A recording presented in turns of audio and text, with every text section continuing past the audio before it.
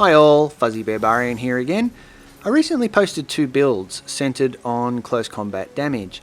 Today I have a third one that is quite similar to the first 2, but that utilizes 3 sets of armor to get the most close combat damage you can get in the game. Be aware though that when I say close combat damage, I'm not saying the most damaging build you can have in the game.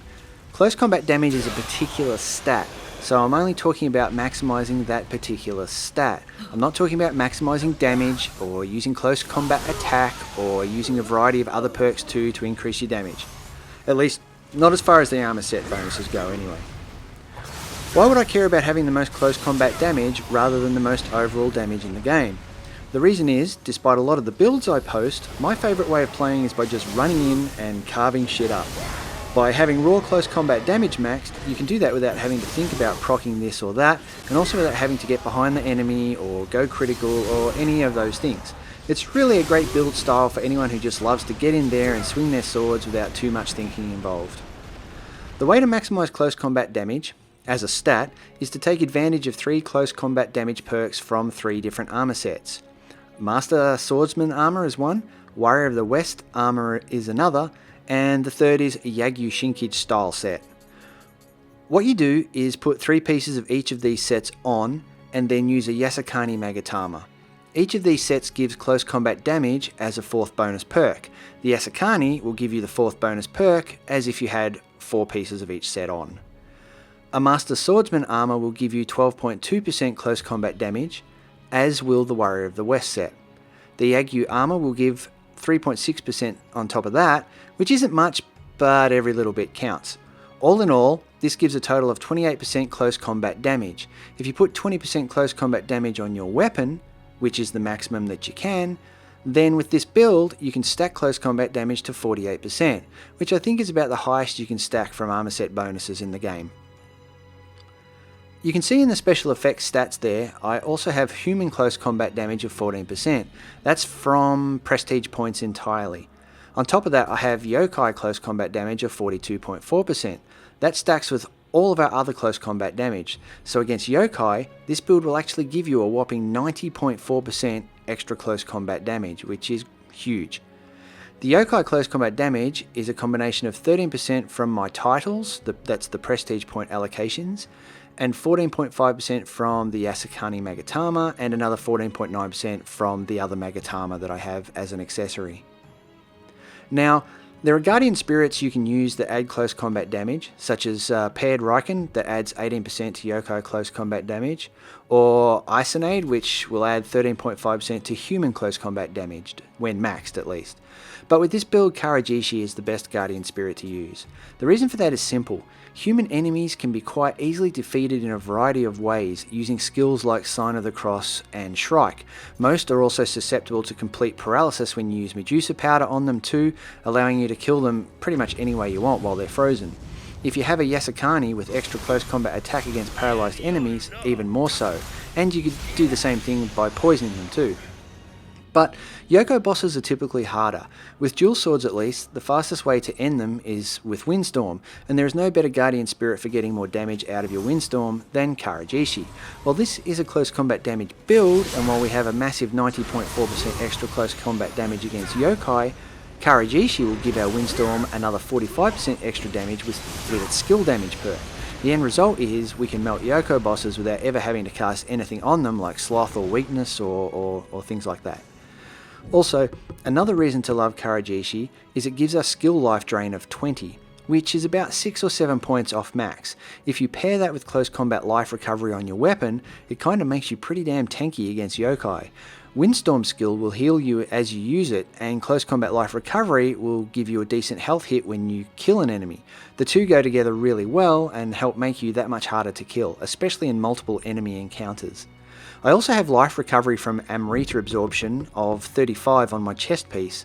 Seriously, all of these health perks make it so easy to stay alive that it's great. So why Karajishi over, say, a Guardian Spirit like Kato?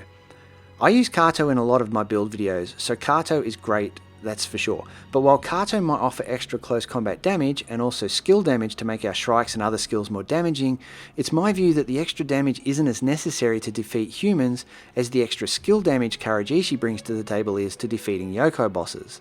So the trade-off is a little less damage against humans for a little more against yokai bosses to balance out our capacity to easily defeat any enemy type at any time, really, especially once you've maxed out your skill, heart and strength, which are the stats that scale the attack value of your dual swords. Now, I'm not going to go into core stats now or the skill trees. If you want to know which of those stats are important, you're best off checking out the Close Combat Damage 2 build or my first Close Combat Damage build. Everything is covered pretty well in those regarding the stats and the skills, and not a lot has changed there. This video is basically just really an extension of those ones with a few added tweaks. But what I will cover here are the shortcuts, because with this build they have been tweaked a little.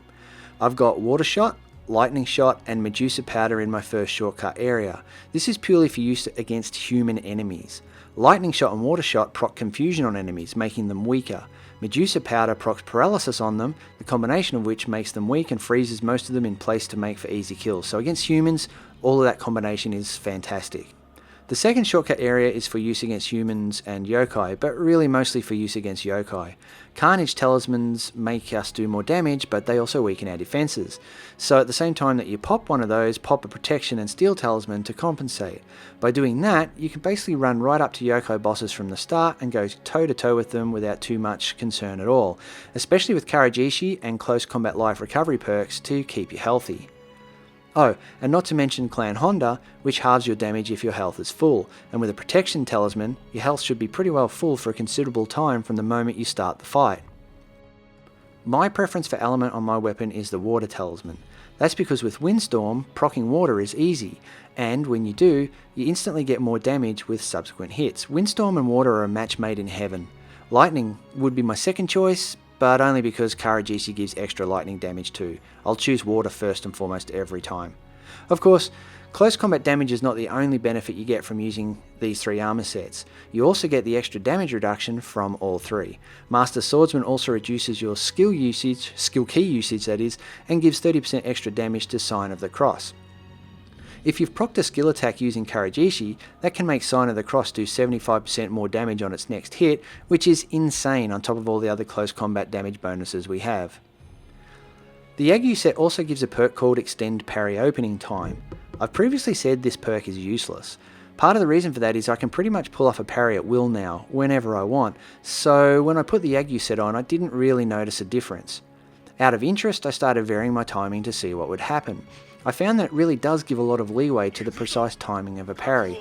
I mean, the timing for strike is about a fraction of a second, and the extended time from the Yagyu set is probably about a fraction of a second too.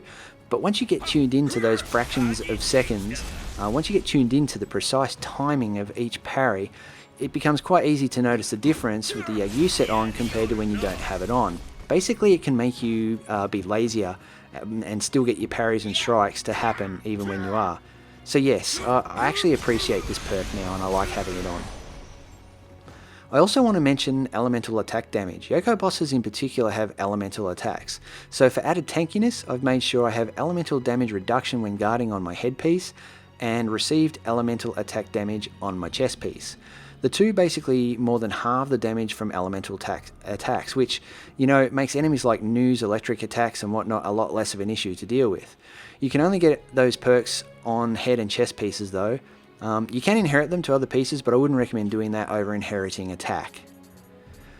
So yeah, this build is a great build for those of you like me who just want to run in head first and hack and slash without having to think about a heap of other crap to make it work. And that to me makes this a really fun build to play with. Anyway, that's about all I wanted to cover in this short vid. I wanted to keep this short because I've covered most of the skill tree and core stat stuff in my other vids a lot of times now. And since this is really just an extension of my other close combat damage build vids, I think anything I haven't covered here, you can easily get from there. Or if you have any questions, just post a comment and I'll do my best to help you out in the comments section. Okay guys, until next time, bye for now.